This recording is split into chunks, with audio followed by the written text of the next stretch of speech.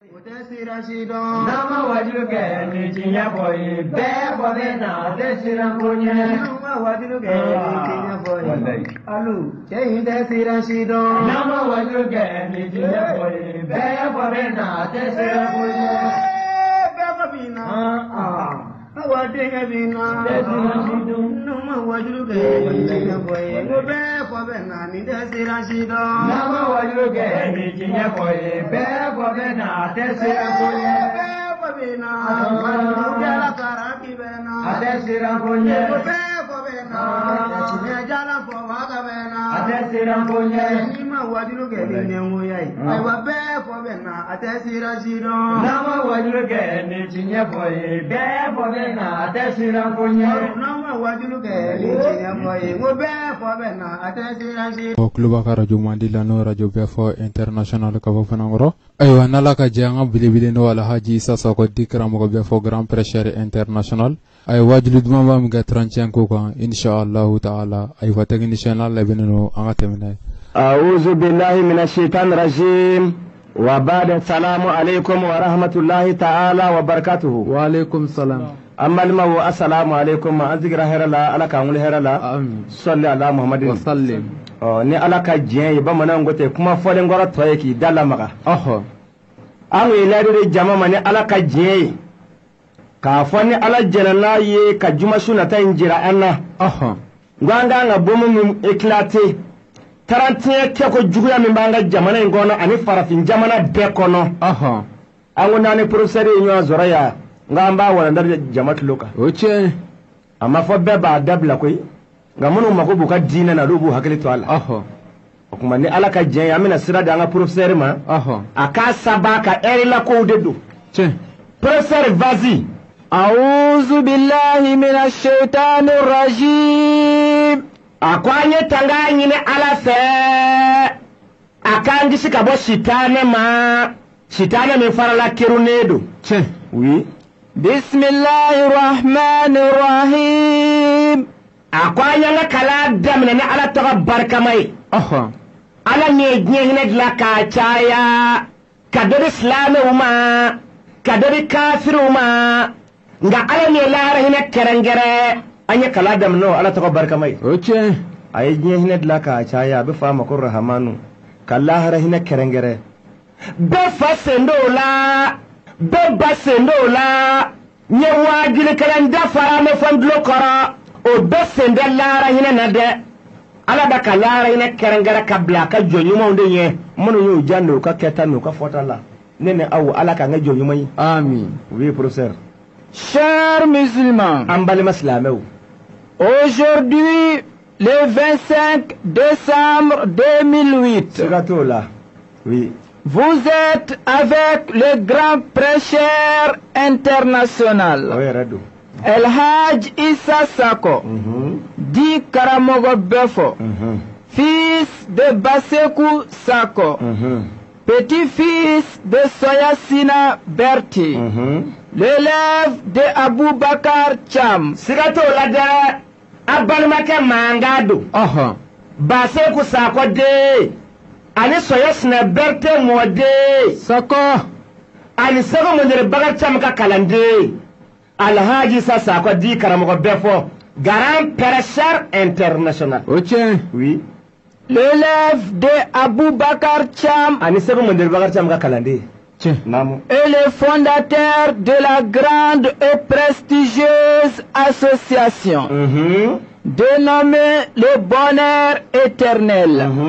Kunadia Bada Badaton As-Saadatu El Abadiyatu. Ani anga association no yanga tonye no jamiyatu saadatul abadiyaye ano wajiri kala karaki mangado Sako anga association ndi tokoyete ko jamiyatu saadatul abadiya kuna ndia bada ton diebe ton tokoti diebe katemanda inga tonde na biseka kenye nga to ka dia katemaka diebe otondi Sabundo na taon, mwara taon. Hey, ala ka anguna dia dara. Amin. Abana de. Nanda to donda to vota. amma ka ta mota ne kuna madiya bara jigina ala ka hanguna dia amin kuma nyanga so indi to da ko jamiyatu sa'adatul abadiya kuna dia bada to sako ka kuna dia kanu ka nyine ala fe ala ka nga ma kuna diwi nam Le président est Ousmane Togo. Anga association président oye Ousmane Togo ye bako fe jikorani cinéma zodala oui professeur accompagné du secrétaire général de la dite association, professeur Ibrahim Sanogo.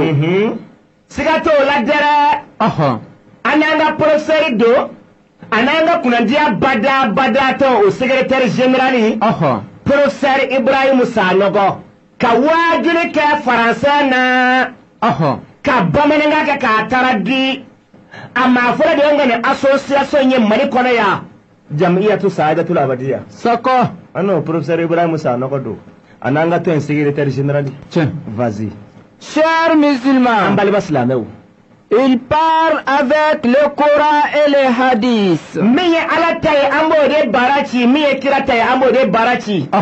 Afamuna? Kojugu. Anti mani dunga fode. Ame kumane Qur'ane ani hadisa. Andi ngalondo la kadala. Aïe. Andi ngalondo dinan. Oui, vas-y. Chers musulmans, le thème d'aujourd'hui est très important. Akwanga biwala nafaka bo koseba. Beki kloni ngala dwafe. Ma kana so akashete kataki dan. Ateta ganda. Ani me yara ma soro ni saraka yara la ya. Na akashete soro lubulu ya. Nda fora be ko beki pera katalika ma c'est très intéressant. Kira. Ebi kuma uma ko ne be fama ngam nyana me wajire kala chamanda. Sabu ndesira njati tike. Mi ya alata mo de barachi. Mi ya kirata mo de barachi. Na benima ikuna diara na mabe ma ka dobu shila. Sako. Ande wajire ka ya fa dele mashife. Amma do mashi gashila. Anti do mashi gashila. Be jogo tole do na ira gashila. Gashide be ma ira la alaka dina sarakawa. Ini koko membe nywana ode gashi. Ini cancer membe nywana ode gashi. Ini diabete membe nywana ode gashi. Ibo me cheyala ode gashi. Sako. Gashi temala ala kadina saraka. Vas-y professeur. C'est la fête du 31 décembre. Oui. Kobe walanda. 31 fête bau. Ka keli dabla pe. Sako. 31 fête bau. Mono meka 31 feti. Ngande sira wara mada islam ya sira kangama ode mangande kafiru ka sira mada. Ai islam ya sira ka. Mono ngu islam oye. No ko ashhadu an la ilaha illallah wa ashhadu anna muhammadar rasulullah. Wala ndai me ka fo olude ka me. Nga kafiru ko tada. Ai me ma mingi ma ko kafiru kana jene yake wajuri kana kalutige. Ni ma mingi ma ko kafiru kana drame ko tadaga.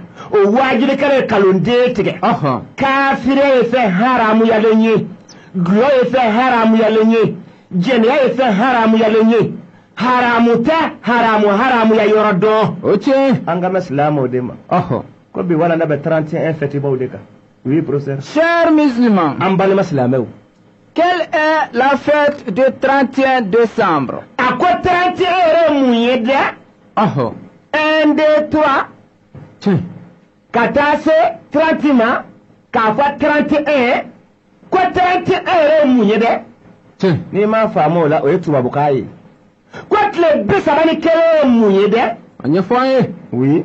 Chers musulmans, ambali maslameu. La fête de 31 est l'anniversaire du baptême du prophète Issa, paix et salut soit sur lui. Akwane mami ma 31 dans Ako nabila Isa alaka neman kisi jida ka. Ako ka dengundi debi be 31 ma. Isa alayhi salamu. Ngama kira barka mai ndema. Kira barka mai. Kira kema sabani tani saba Isa nywango manchana. Nabila Isa baba fe fatafe. Neka mo Isa dema alayhi salamu. Isa kele minala ko Qur'ana kono ko Isa ruhullahi. Ko Isa ya alayra alaka nidlali. Ngamo Isa de ma. 31 bebe Isa ka denguni doma ma fote wasa ka famu. Aka bangini tile wolo bla na kada ya ma fote 31 bebe odema. Koni ma me ma 31 be ko 31 ye ode. Oui, professeur. Et non le dernier jour de l'année. Comme le 31 tu sanyela mayede. Oui. Sauf chez les ennemis de Dieu, les Nassar et les Yahoud. À quoi 31 Nabila Isa alaka nemo kisi jidaka. Amin. Au cas de début de 31 mais 31 est ça yelemani. Mais ala jugu de ka sanyela mado. Nazara ani Yahudiya. Afamuna? Kojugu. Kafiri maviri yerafiri. Olu de ka sanyela mado. Afamuna? Kojugu. Mais ko slamo ka sanyela mate. Ala fana ka sa yelemani te. Prophète Isa bangin yafamu? Yafamu. Ka dengundi de do. Oui, professeur. Sinon, nous les musulmans, le 31 trouvera que le jour même n'est pas passé, ni le mois, ni l'année. On se l'a au Konimbolo. 31 ti sanyela maye. Kile yela mate. Kalo yela mate. Sako. On va le ver halit lema yela ma jango kalo jango sa. Mais ala jugu kafiru yahudiyaw nasaraw olu de ka sanyela maye 31 ye meslamaw tate. Vas-y. Chers musulmans, ambali meslamaw. On peut être heureux pour le baptême de Isa en tant que musulman. On va le mesaka ni so dia ni nabila Isa ka dengundi ye. Ala ka neman kisi jidi Isa ka. Amin. O te bashi ye. Sabu Isa kira do nabi nyumado. Ari fo kira munu mako ulul azmu nabila Isa bola. Afamuna wa. Kojugu. Isa ye kira bele. Islamo bisa ka niso dia na ka dengundi. Nga sanyela mate. Oui. Parce que Dieu, qu'il soit béni et exalté, dit dans le Coran. Sabu ala ko Coran bele bakona. Ala ka seba ya se koratara. Oui. La nufarriqu bayna ahdin min ruslihi. Ko kira be islamo ka kiraye. Wa kira le du mina ala fe. Ko islamo ti foi, olu ti kira bo kira la. Coran na shi jemai. Iba mene ya falahara. Ite mwesi sa dugu kole safe. Ite wajuri kala si sa dugu kole safe. Meme se ka afole kuma ina ko piete. Hani neye nani. Hani ka jala mugo melekele kuru ka boni chateau. Sako. Ite se ka afo chinga kunde. Afamuna. Kojugu. An nzila ma ko ande kira bo kira la. Obanga Qur'an kono kira beka bo ombulu. Wa on sone kira beka kira yama. Ala fa fa ndoko fa Qur'an na. On sone nabi ma beka nabi manyama. Wa beka bo ombulu. Silama ko ne seka ni soja. Biye kira Isa ka dengundi biya ye miniso dianayi ki mabashike. Mais on fait ça ma yelama. Le ma yelama, kalo ma yelama kuma ta sama. Oui, professeur. Car nous les musulmans, nous avons notre ère et notre calendrier lunaire. Sabu on sanyelama o nyefo na onye anga o jate ba molo ala karantiro la. Anga sanyelama jate ba molo karantiro la abamolo dona. Oui. Précisément cité dans le Coran. Sabu kadaka ala kalo jate anye. Kanga saun jate anye na.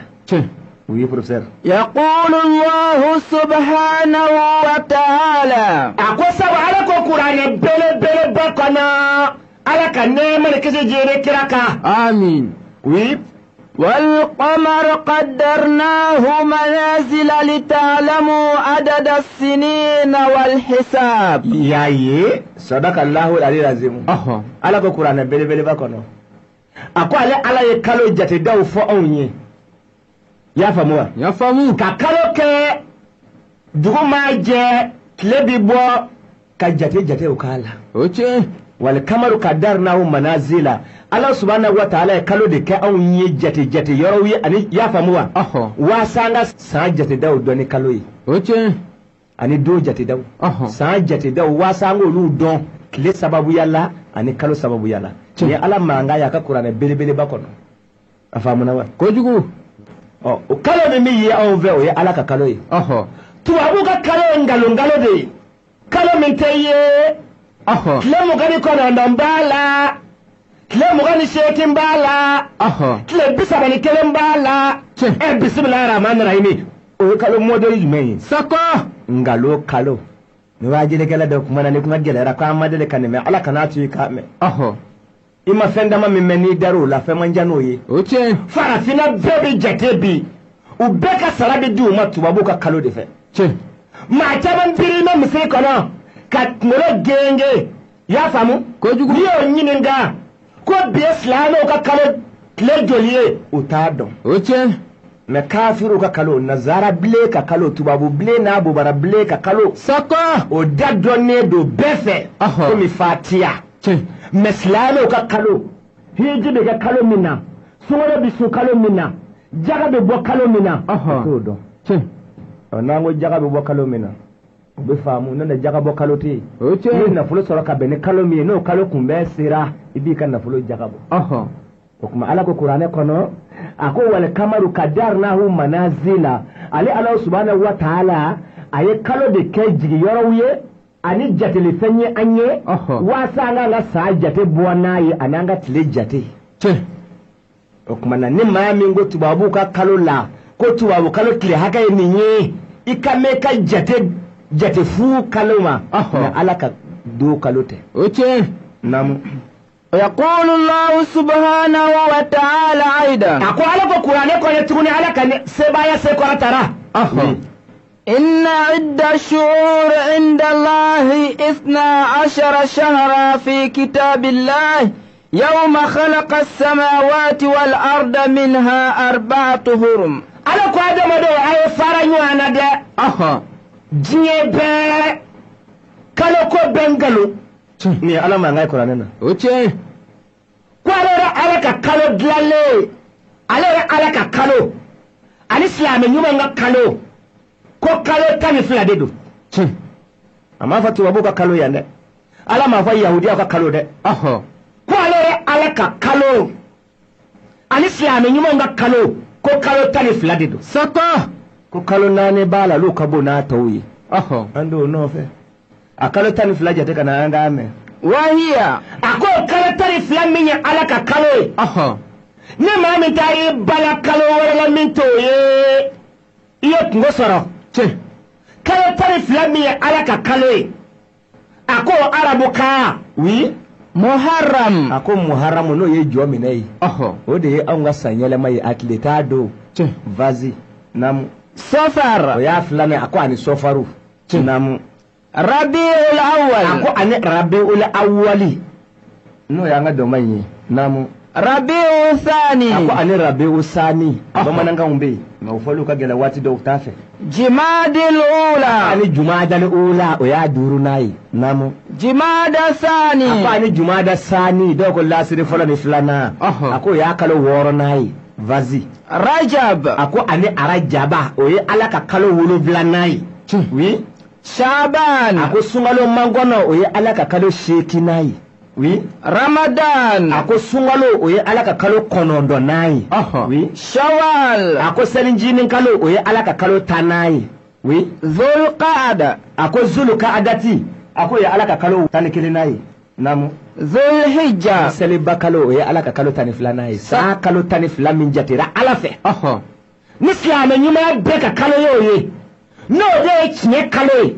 ami to kalo ni moto e kabakolo la o kalo de ye kalo tani fla ikoro oche ni ma fla tani fla da farada kojugu kalo tani fla mi islam o ka kalo ni ala ka kalo do o tani fla jate ni fla aye wo kalo de bi ye yedela to embe jate fu falaki oche vas-y chers musulmans ambali maslameu toute une personne ayant quitté son domicile pour fêter cette nuit-là, s'il fait un accident et qu'il meurt, c'est comme s'il s'est exécuté lui-même.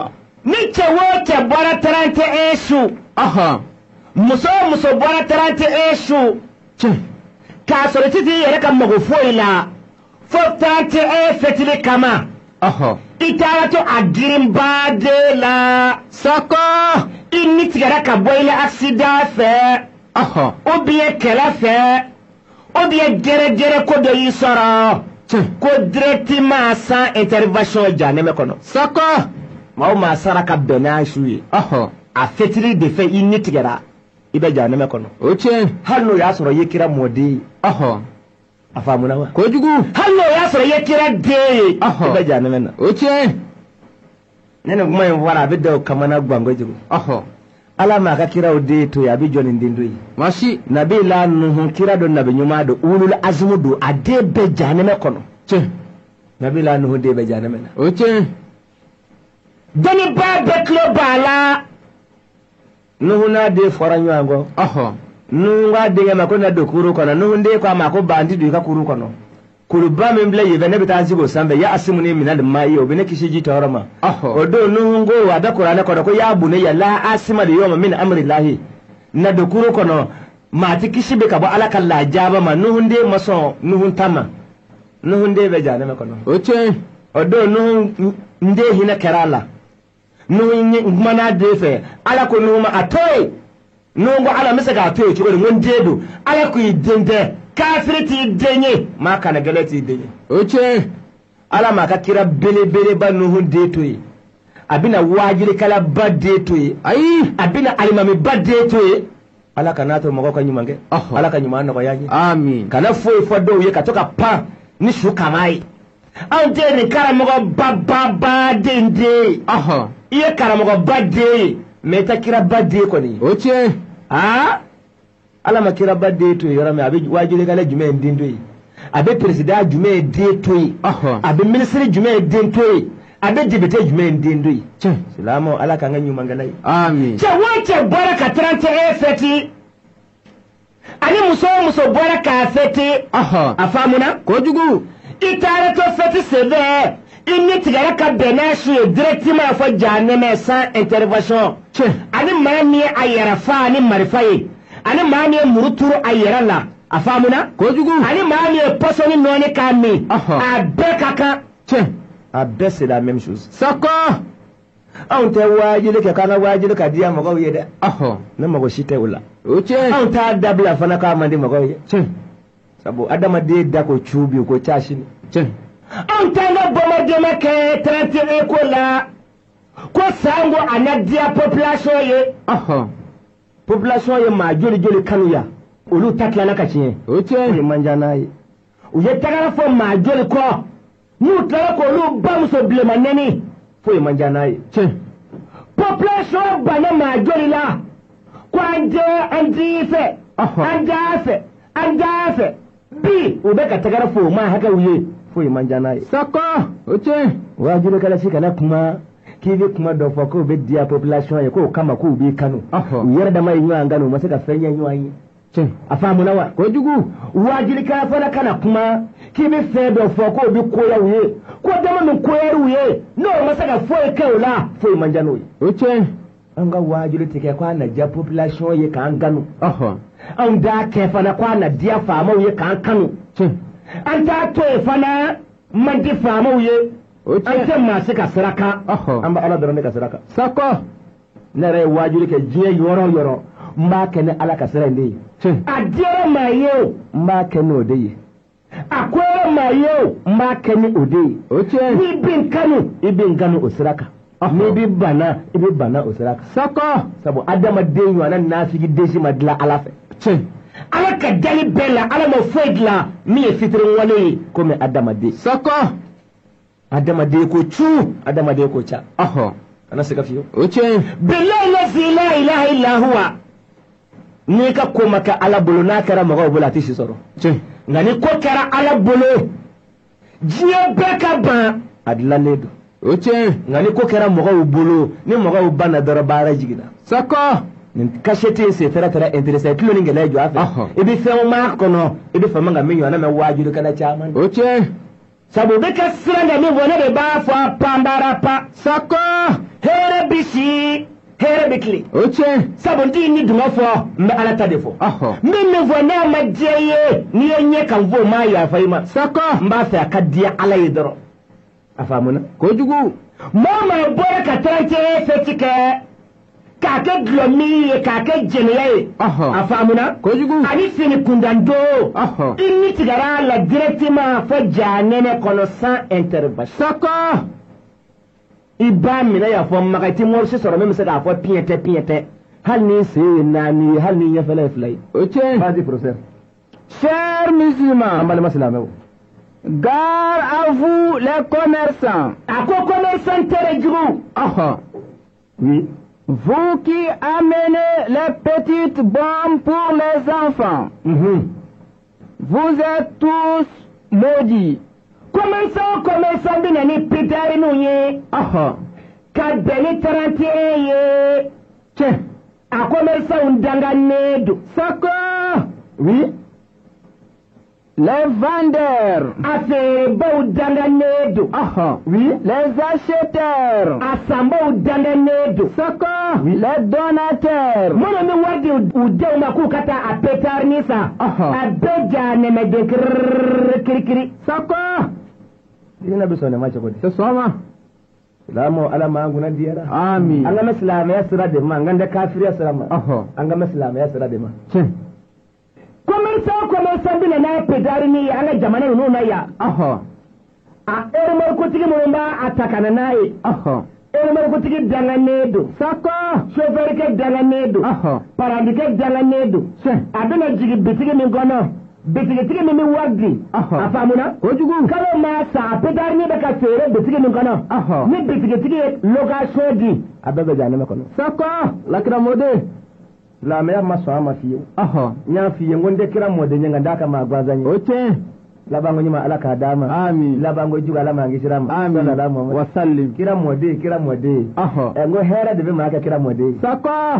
Kalo do wache. Cheno. Ala kaza nyara ko. Amin. Yoko ni mo dugo de kepuma be ala kaza anyara ko. Masika ma bayata dafa. Ni masi yara ko. Oche. Ala kaza nyara ko. Amin. Miliyo chama be ala bolo, miliyari chama be ala bolo. Biliyari chama be ala bolo. Ala ka suranga. Amin. Afamuna. Kojugu. Ala miliyari di muno ma ufama msana bawye. Ubawa msana bawye. Utasira ala nyekateme anga. Ala ka suranga. Amin. Yanga de be adama de kalimani ya dogo yada. Oche. Kira kote ko kada al faqru an yakuna kufran. Akuna la kira barka makiringile unde ani munu ngali man yakabu. Akuna sengaye mauma soso ko kusebe. Na la mafareka bi kafiriya. Oche. Sabu ni dabara gonyena. Na la meka do no ya ima. Katla kati ku wala sinye. Diala bana ko fi kafiru dala. Abu joila. Oche. Kama ala kanze anyara koro. Amin. Ma siri yara koro ka ko chama minye soro. Oche. Afamuna. Kojugu. Laba munyima ala kadama. Laba moju ala mangishirama. Amin. Ala Muhammad wa sallim. Je les maudits. Ako commerçant mina ni pidari aga jamana no na ya. Ala ka dana be a commerçant no nga. Bitigi mun ma sere ala ka dana be uka. Oche. Bitigi ni na foro di ade makota petari fa. Ala ka dana be eka. Iya di die ni ma ala ka dana be uka. Oui. Les vieilles personnes que vous angoissez, vous maudissent. Kuma famuwa. Kojugu. Abe chakara ko mun fana jatige nayi ni wulu toro nayi ko sino ko chinya nayi. Ko fana ka danga buka. Oche. Deme sa on to ka pidare sa sisa chakara ko tato misiri la. Ka to ka aflu semboro. Oche. Chakara bado fla ka safu sele haramu ni sisa. Fa 31 ka temena no tita safu sele dile. Oche. Sharia do sana mawa. Anya foye. Ka chakara bo unna to ka bo misiri la ka pidare flunye. Kamu chakara bo unna to ka bo misiri la ka pidare flunye. Ema do danga dinya dai ni. Sharia do sama. Se soma. Wajiri kala kana wala na yaraka wajiri kala manga na folo. Ai. Ni kene ngere no nda mama ngana. Masi. Sharia do sama to godi. Se soma. Wajiri te ziriye. Wajiri te bare. Masi balin bet mammi ni dine ta. Ko wajiri kala karaka udaga soma. Soko. Na jamana laba wajiri kala uduna hashiri dinya tola. Kado politiki la. Site. Soko. Site. Kabanya na tepe. Ala ko kelete. Kila ko kelete. Fa die place ni soro. Soko. An wajiri kala bo kala dara la. Oche. Lala karza na fulu soro sira doka. O madiya iba kada wani maguli fa yuma do babulo mandi iba kada. Eske islam ya sharia bo. mun be ito ma biela ba wajiri kala manga mana tiye ai eske ni jamana tura ni jogo yala jamana tuna kenye ngo dinya jamana yi o te soko sheria do sama tuwa ublo makana dine tiye ita si manga mana okay na gumana ko ni diploma imba amulo wala makatura angama ngo gosi anga ku yeni media ye ndema ka woni jamana ina media ye muyi foi media ye muyi foi media c'est quoi c'est quoi ma na unyoro Nyefie nye baka mmisagaka. Soko. Nevera bleye medaye dama. Akwate. Kwate ka sirika medaye fe. Akara. Mao mate sujuru be kwa letika medaye fe. Oche. Odekara nga sangorota fe. Che. Kuni nazara medaye dia. Sana ka medaye di ma ni kunya afaye. Kuitaka medaye fe. Faka sujuru be ale. O valere kunga bonaka medaye. Oche. Dan ya kan red laji ba fo yamba mina ka dan disila ka to ka fo arajo la ka yala sako ka soro bunya kute to abu black medaye mina te bonya ye ka firi medaye do dina ta fa oche vas-y professeur. Chers musulmans, amal maslama, si vous donniez ces sommes à un pauvre, cela pouvait lui passer des jours. Ko abin na fara min da da ma ku ka ta pedari ni sanaye ko biye taranti eshuye ni ku yo na fara fara nywanga ka di gele ya bato do ma ka malo kilo fla sanaye ako kuma pesa yama o tien sako on na fa kuma boye ne pedari ne sanaye do bisa ka wa duru do pedari la o tien do bisa ka wa nani do ala do bisa ka wa muga do ala yen nafolo min do ala nafolo chiena nafolo yidanga yekungo soro ibeka chokoroba munun jatiga nayi utato misri la ne musokoroba wu ani ga siginya munun ga sunwa chiena yi sako kungo bidala la me shere be soni wacho kodi oche senga beni ka jamana fa telefoni ya jamana here ba to ne de yo fo pamara pa mese kaka sako gouvernement ka la ejija de ka mo ka karda ne mina ka laje ni mame me bara mina no bi permettre ka telefoni mara telefoni ka di oluma telefoni ti mo mi concerné telefoni kan dara keula fo ma mali siga sheku ka kosa ina selleri cha yako sako folo yala ta kuma war mese to monga sita ti war mese bene abada abedu na kiridila sako abedu na kiridila ala ni barka ba fe bi imago bi ife mala ka wele fado ba bibi yaye telefone bara sekera ye nga credit so ngata ko wa ma barka ma rete ma bibi ko bi ma o malika ma bibi ma barka ba ne mba sako afamu na wa ko jugu ndema bibi ni en bibi data afamu na tenda madade jamana ziga shekuka afale fala telefone cellulaire afiana sobie sako ani jeu de konguru chaya olu de farafina siga shekuka ka sengeke ka fa bellabo ena fara 31 bisu la tumu commerçant njugu munu ndayro jorotu la lahara jorotu la ubeka na fule nyini to jugu bella olu ka ta petare takana sheria be sama wana fule kanu de bene ka slabe nyuma be fa bi andedo wajulu kana bedo alimami bedo sako kasar ala kira ko ala ka nemar kai jere kira ka amin akon mawo makan na folo ka chane ma betai ika kiyama nyin ngale ka boni betai sako kuma mewa ko jugu wajulu kala kan na folo ka chane betai ika ka kiyama kuma ka boni betai dangaruma da soye commerçant ba farafina ya kika na folo ka chane betai ika kiyama kuma ka bona betai sabu ala kira ko ala ka neman ke jere kira ka akoni mogo mina na jinya kono ni kan na fulo sorata bena tamaduruma iti sirata tiga fala ki nyinenga atama kelengele sorla chugodi ala be nyinenga wala atama kelengele soro chugo no nyena ala bitla ka nyinenga asorole ko efe ya do dajumeve kuma mama ka soro kabo ika kiyama kungo kabo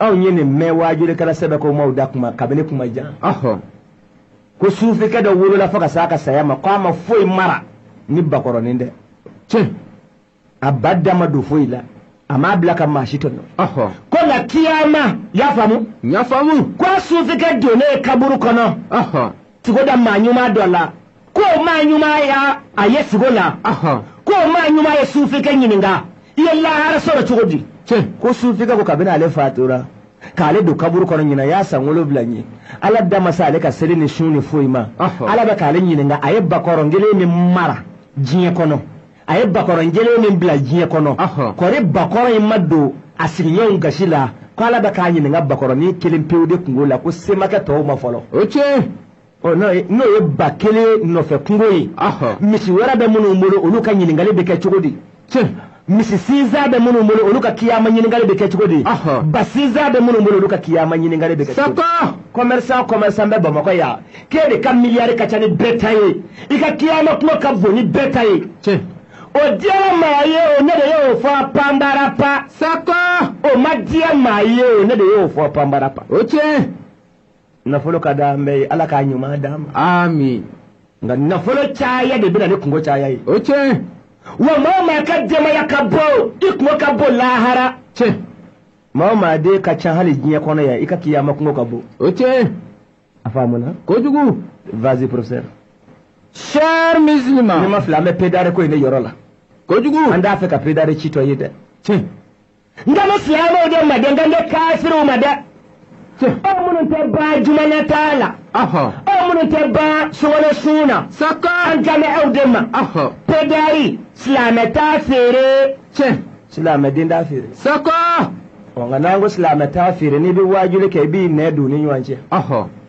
ni maa min y'a feere anw fɛ diɲɛ kɔnɔ yan an tɛ se ka f'i ma kafiri nka i ye kungo sɔrɔ sabu diinɛ tɛ foyi ye fɔ min sɛbɛnnen don min b'an bolo an bɛ kuma n'o de ye a mana koya anw ye cogo o cogo ala y'a juguya ka da degere min na anw tɛ se ka tɛmɛ o kan a mana diya anw ye cogo o cogo ala m'a fɔ ka nɔgɔya ka se degere min ma anw tɛ se k'o fɔ a faamuna kojugu sabu maa o maa bɛ sujuru bin a tɛ se ka f'i ma kafiri nka i ye kungo sɔrɔ i ye kungo jugu sɔrɔ a se bɛ ala ye a ka yafa i ma a se bɛ ala ye a k'i don janɛmɛ kɔnɔ nka cɛ o cɛ bɛ pédari feere muso o muso b'a feere ani min b'a san ani min b'a ci ka mɔgɔw siran n'a ye i tɛ siratu tigɛ abada fo ala k'i ɲininka a feere b'a bɛɛ a san b'a bɛɛ a ci b'a bɛɛ ni alimamaw bɛ siran lahara ɲɛ ko lahara jɔrɔ b'u la u kan ka kutuba yɛlɛ nin kuma siyaw de kan nka u t'a kɛ sida ko la yan u ye kutuba yɛlɛ sida ko la yan k'a fɔ fa bɛɛ fɛ ko mana ni nanen don i bɛ k'i yɛrɛ don a kɔnɔ i bɛ se k'i yɛrɛ bɔ a kɔnɔ n'a cɔrɔ i b'a yuba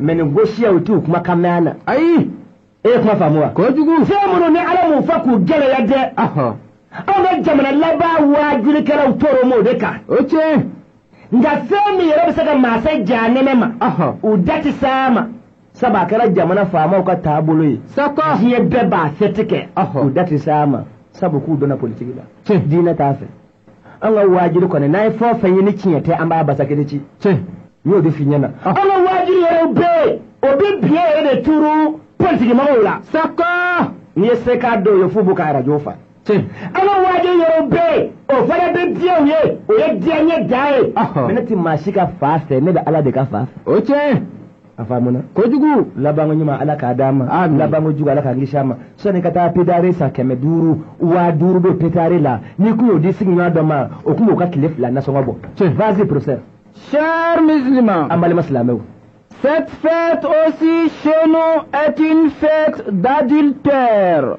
a ko 31 fête de bɛ k'anw fɛ farafinna yan jɛnɛya fête de don jɛnɛya fête o tiɲɛ jɛnɛya min bɛ k'a su n'a mankan ko bɛ ka bɔ kolon la komi musow bɛ ɲɔ susu kolon la cogo min maa caman tulo tun bɛ girin ne tɛ ma tɛ fɔ ne de bɛ nin fɔ panbarapa o bɛ jɛnɛya k'a su hali faliw t'a ɲɔgɔn kɛ oui professeur la preuve est que le lendemain de la fête on ne voit que les capotes jetées partout comme s'il appelait des capotes. a ko ni 31 dugu jɛra n'i ye kapotiw bɔ ne ye dugu kɔnɔ i b'a fɔ san nanen don i b'a fɔ kapoti san nanen don o tiɲɛ silamɛw m'a fɔ bana tɛ yen an m'a fɔ sida tɛ yen sabu i y'a faamu ni fɛn o fɛn tɛ yen tɔgɔ t'a la nka ka i yɛrɛ denw bɔ yɛrɛ kɔnɔ diinɛ ma jɛ n'a ye dɛ o tiɲɛ anw bɛ nin fɔ panbarapa hali ni maka alimami ko a bɛ don anw fɛ a tɛ daga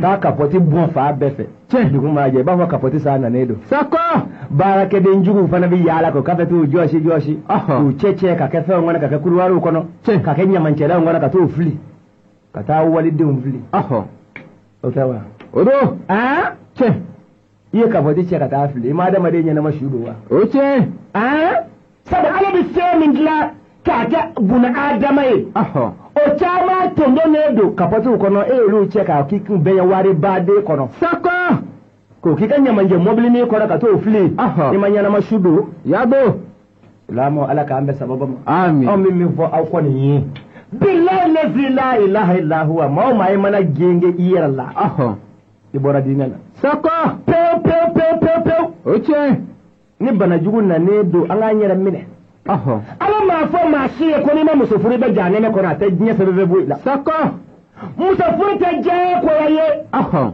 nabila isa kira don nabi ɲuman don a ma muso furu a bɛ alijɛnɛ cɛmancɛ la sakɔ a faamuna kojugu i furu kɛ ɲɔgɔn ni sida y'a minɛ i jija i k'a furakɛ n'a ma kɛnɛya a to yen n'i ma i y'a faamu wa kojugu minnu ka kɛnɛ ka t'olu fa fɛ i y'a faamu kojugu k'a fɔ i bɛ t'i yɛrɛ dɔ bɔ yɛrɛ de kɔnɔ ka sɔrɔ ka gɛrɛ a la anw kɔni ka diinɛ ma jɛn n'a ye o tiɲɛ i b'a minɛ yan fɔ maga i ti morisi sɔrɔ min b'a fɔ piɲɛ tɛ maa o maa b'a fɔ a ye k'a manani ma ka di u bɛɛ ko k'u yɛrɛ b'u ta jala digi a kɛra sariya bɛ sɔn nin ma cogo di ko ka manani don n'aw ma nin ko ya sisan o laban bɛ to manani ko in na ka taa nɛgɛnni bɔ a to ka manani kɛ ka mɔgɔw garati ten dɔw yɛrɛ ko k'u tora la sisan ko musow yɛrɛ ye dɔ sɔrɔ a ko in na cɛ bɛ mana kɔnɔ muso bɛ mana kɔnɔ o ye kafoɲɔgɔnya ye bilen wa labanko ɲuman ala k'a d'a ma labanko jugu ala k'a kisi a ma ko 31 su jɛnɛya min bɛ k'a su hali faliw t'a kɛ o tiɲɛ 31 kɛ mɛ jɛnɛya su de ye anw fɛ yan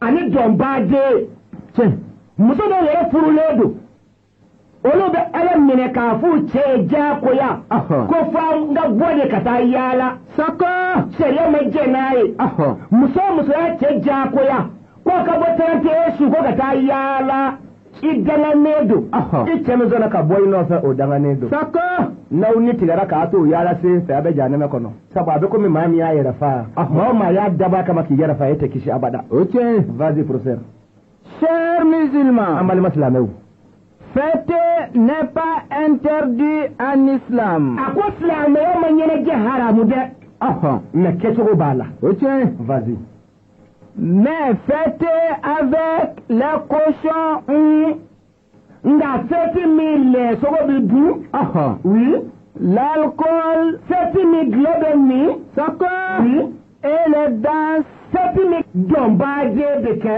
est interdit. silamɛya y'o haramu Sakɔ o tiɲɛ. fêter ni lɛ sogo dun fêter ni gulɔ min ba fêter ni dɔnkɛ silamɛya y'o haramu O tiɲɛ. maloya dɔɔnin bɛ cɛ o cɛ la o tɛ dɔ kɛ O tiɲɛ sakɔ. e ma dɔnkɛla juti to fankelen fɛ ala k'a kisi a ma Ami. tulonikɛla jɔ a fɛ dɛ Tulo b'a la. maloya dɔɔnin bɛ cɛ o cɛ la o tɛ dɔ kɛ bilahi ni maa bɛ dɔnkɛ anw fɛ yan jamana ɲɛmɔgɔw de k'an ka dɔ kɛ O tiɲɛ. ne ma deli ka perezansi ye anw fɛ farafinna yan min delila ka dɔ kɛ k'a to perezanya la ko an y'o ye télévision na fɔlɔ ne ma deli k'o ye A ma ye fɔlɔ. mɔgɔw bɛ taa ɲɛnajɛ kɛ ka perezan kunbɛn kɛ kuma bɛɛ ka perezan n'a ka jama kunbɛn kalinikɛlaw b'a la dɔnkɛla mɔdeli bɛɛ b'a la mais ne ma deli ka mali perezansi ye télé la fɔlɔ k'a bɛ ka dɔ kɛ O tiɲɛ. ma deli ka farafinna perezansi ye fɔlɔ k'a bɛ ka dɔ kɛ A ma ye fɔlɔ. maloya dɔɔnin bɛ cɛ o cɛ la o tɛ dɔ kɛ O tiɲɛ. n'a ma nin dɔnko in interdit nka sisan jamana laban moriw don bɛ dɔn na hali an ka mawuludu kɛ kɛnɛw kan u bɛ ka to ka dɔn de k'a la ka to ka dɔn k'a la k'a y'a yiriba kira bangena n'anw wajilikɛla karakiw da ma se nin ma u bɛna to nin na sisan k'u kɔmi ɲɔgɔn na kɛnɛ ka ye sariya bɛ sɔn a ma cogo di malangolonbaw aw taa bɛ baraji ɲini aw bɛ tila ka taa kɔmi bilen O tiɲɛ. diinɛ bɛ sɔn o ma ayi anw ka ka sigi k'o lajɛ sariya tɛ sɔn a ma dɛ 31 minnu bɛ ala minɛ 31 su a faamuna Kojugu. ka taa kɛ jɔn ye kare kɔnɔ fa bɛɛ fɛ diinɛ t'a fɛ an ka ma silamɛw de ma O tiɲɛ. an ka n tɛ kafiriw ma dɛ ayi i bɛ kuma i bɛ tɔn min na i bɛ kuma i ka tɔndenw de fɛ minnu ko la ilaha illallah muhamadu rasulullahi u ye silamɛya don k'a fɔ u kɛra silamɛ ye n ka m'olu de ma O tiɲɛ. yɛrɛ silamɛya don k'a de ye la ilaha illallah muhamadu rasulullahi o de y'a don k'a ye O tiɲɛ. a tɔ bɛɛ nkalon bɛ kirikiri i b'a minɛ yan fɔ lahara i tɛ wajibi sɔrɔ kilasi sɔrɔ min se ka fɔ piɲɛtɛ o tiɲɛ la ilaha illallah muhammad rasulullah o de ye diinɛ dɔn k'a ye o tiɲɛ n'i y'a fɔ i kɛra silamɛ ye silamɛya sɛtiri bɛ f'i ye tu b'o dafa n'i ye don ka wɛrɛ ɲini min t'o ye i bɛ jahanama kɔnɔ o tiɲɛ maa o maa ye kalo don diinɛ na ala b'a sama ka bɔ a la tiɲɛ a da kama a ti kɛ silamɛ f'i ka taa layidu minɛ maa bolo tiɲɛ tɛ wa san o san u bɛ ka layidu kurakuraya ko n'a mɛn ka layidu kurakuraya e fɛ tiɲɛ a ma kɛ caatiri ye kɛra ye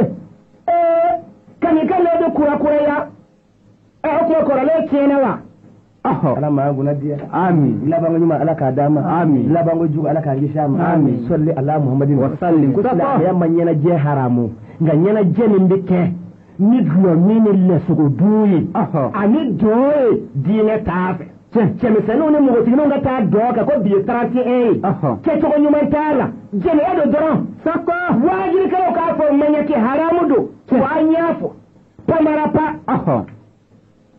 dɔ ko a ma ko dɔw ko k'a bɛ se ka bɛn k'a bɛ se ka nisɔndiya de tiɲɛ tɛ diɲɛ sira don ala sira tɛ k'a fɛ professeur Chers musulmans, an balima silamɛw il y a des vieilles personnes qui ne fêtent pas, mais ils donnent de l'argent aux enfants à fêter. cɛkɔrɔba dɔw bɛ yen olu tɛ 31 fêti musokɔrɔba dɔw bɛ yen olu t'a fêter mais olu bɛ wari di u denw ma k'u k'a fêter sariya ma sɔn a ma ani maa min y'a fêter a bɛɛ ka kan n tɛ jɛgɛ dun n tɛ bɔ kɔda la tiɲɛ tɛ cɛkɔrɔba dɔw t'a fêter musokɔrɔba dɔw t'a fêter nka u bɛ wari di u denw ma k'u k'a fêter a bɛ san kelen bɔ bi dɔw b'a wari mara la ko 31 u bɛ jiri min k'a la u t'o kɛ hali silamɛw ka selinjiini ni seliba la sako a bɛ faamu cogo di o bɛ faamu cogo di bɛ faamu naamu Chers musulmans, balima silamɛw les pintades et les poulets sont bons à manger. Mais quand on les achète pour fêter cette nuit-là, on a même péché qu'un animiste. Ko sɛ ni kami ala ma haramu silamɛya kan o tiɲɛ nka ka taa sɛ baaden sa ko bi ye 31 ye ka taa kami baaden sa ko bi ye 31 ye ani maa minnu bɛ ka jo sɔn u bɛɛ kungo ye kelen ye sako a faamuna wa kojugu maa min y'a ta fa a ka jo la a ka sɛ fa a ka jo la ani maa min taara sɛ ba ni kami ba sa ko bi ye 31 ye a bɛɛ kungo ye kelen ye o tiɲɛ maa bɛ se ka sɛ san k'a dun baasi t'a la maa bɛ se ka sɛ san k'a dun baasi t'a la i bɛ se ka kami san k'a dun baasi t'a la nka n'i y'a san ko n y'a san 31 de kama a kɛra jo ye sako o ye tɔgɔfɛbila sɔrɔlen y'i bolo sa o o ye jafɛrɛ bobarafɛrɛ sɔrɔlen y'i bolo sa o sako ayi ni ko min ye sɛ san a kama ou bien ka kami san a kama kami kɛra i ma haramu ye o kami kɛra i ma haramu ye o sɛ sogo dunni kɛra i ma haramu ye o tiɲɛ sabu i y'a san de laada dɔ latilenni kama e ni josɔnna kungo bɛɛ ye kelen ye kiyama kɛnɛ kan vas-y professeur Chers musulmans, toute une personne qui souhaite bonne et heureuse année à son voisin. Ni cɛ o cɛ ko silamɛ ɲɛ ma 31 dugu jɛlen e silamɛ ye ne ye silamɛ ye k'a fɔ a ma i dabɔra la ko ala ka sankura jira na i ye kungo sɔrɔ sako i ye jurumu sɔrɔ o tiɲɛ à son ami k'a fɔ i terikɛ ma ko ala ka san wɛrɛ jira na i ye kungo sɔrɔ à son frère k'a fɔ i balimakɛ ma 31 dugujɛ ko ala ka san wɛrɛ jira an na i ye kungo sɔrɔ à son collègue k'a fɔ i baarakɛɲɔgɔnw ma ko ala ka san wɛrɛ jira an na 31 dugu jɛlen walima ka misaji ci u ma telefɔni na i ye kungo sɔrɔ sako sera châtié par le bon Dieu. I ye kungo sɔrɔ i ye jurumuba sɔrɔ ka bɔ ala fa fɛ o tiɲɛ labanko ɲuman ala k'a d'a ma amin labanko jugu ala k'an kisi a ma amin sɔli ala mamadu o kuma i bɛ kuma dafa n'an bɛ min fɔ an b'o fɔ ka sɔrɔ ka wajibi kun cɛ ni ala sɔnna oui si tu lui souhaites heureuse année en cette fête-là et que la fête islamique vienne, qu'est-ce que tu vas dire? Aïe, aïe, kalo main de. Tiens, wallahi kalo main. O tiens. Na mami wisla nyama ni feti na. Kwa ka sangore jira na 31 dugu jele. Ni islamo ka sanyira makalo jora no muharamu ni. O kuma ibina dugo fasugo jumenga ibile. O tiens. Oni ko fana na tugo kwa ka sangore jira ala. O kuma e ka sabi yela makele ni kelema. O tiens. O kuma no kare sanyira mafla. O to lusuru nyani nywana. O ba yira kelenye kaloyi. ni maa min ko 31 dugu jele i baara kɛ ɲɔgɔn ma i teri ma ko ala ka san wɛrɛ jira la i ye kungo sɔrɔ i ye kɛlɛ tigɛ ala la sabu tile ma yɛlɛma san ko san n'an tor'o la sisan ni farafin zan fana nana yɛlɛma o min ye ala ta ye o min ye kuranɛ ta ye o tuma i bɛna foli k'a jumɛn fɔ a ye an ye min lamɛn ala k'a kan ye jurumɔya fa ye lamɛn ala k'a kɔrɔta kafiri ala k'a nagasi ya rabbi masam min ye bisu in na jira an na ala ka jumasu wɛrɛ jira an na labanko ɲuman ala k'a d'an ma labanko jugu ala k'a kisi a ma alifatiya bɛɛ k'i bolo kɔrɔta ne yɛrɛ bolo kɔrɔtalen don kayira studio barikama kɔnɔ yan sɔli subahana rabbika rabbil izzati amma yasifuna والصلاة والسلام على أشرف المرسلين والحمد لله رب العالمين على كواتي رجلنا على كجنو عن دعوة نو على حجي ساسا كودي كرامو بيفو Grand Prêcheur International Karamogo Karamogo ay kumam gatranjango ga niku la sile alaka alayala